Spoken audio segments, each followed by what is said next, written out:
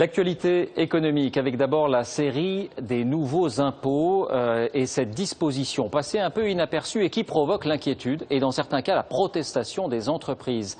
La participation des salariés aux bénéfices sera beaucoup plus lourdement taxée. Le prélèvement passe de 8 à 20%.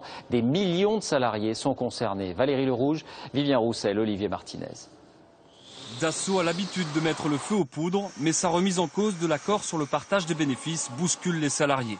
Les 8000 employés français vont en effet voir baisser l'intéressement et la participation qu'ils perçoivent chaque année. Or ici, c'est toujours une coquette somme. Ça représente combien 7 000 euros. Ouais, c'est 3 mois de salaire. 2 mois et demi de salaire supplémentaire. Sur ces sommes, l'entreprise paye une taxe à l'État, le forfait social, qui vient de passer de 8 à 20%. Impossible à absorber selon la direction, qui veut partager la facture avec ses salariés. C'est un peu une sanction pour les salariés finalement.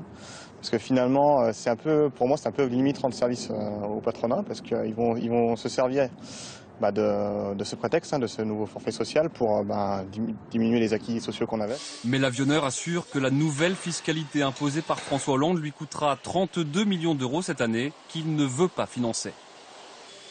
Dassault Aviation se doit de dénoncer cet accord pour pouvoir le rediscuter avec les partenaires sociaux. 32 millions, c'est une somme extrêmement importante qui pèse sur les finances de l'entreprise, qui doit aujourd'hui investir pour les programmes futurs, qui doit aussi faire en sorte de maintenir l'emploi.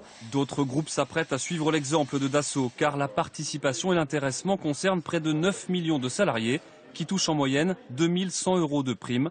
La patronne du MEDEF craint que l'envolée de la taxe casse tout simplement le système de partage des bénéfices. Nous sommes en train d'abîmer ce qui était une spécificité française. C'est un mécanisme qui existe nulle part ailleurs. Et c'était un mécanisme qui recevait la satisfaction de tout le monde. Le gouvernement espère récupérer 2,3 milliards d'euros l'année prochaine avec la hausse du forfait social. Il récoltera avec la grogne de nombreux salariés.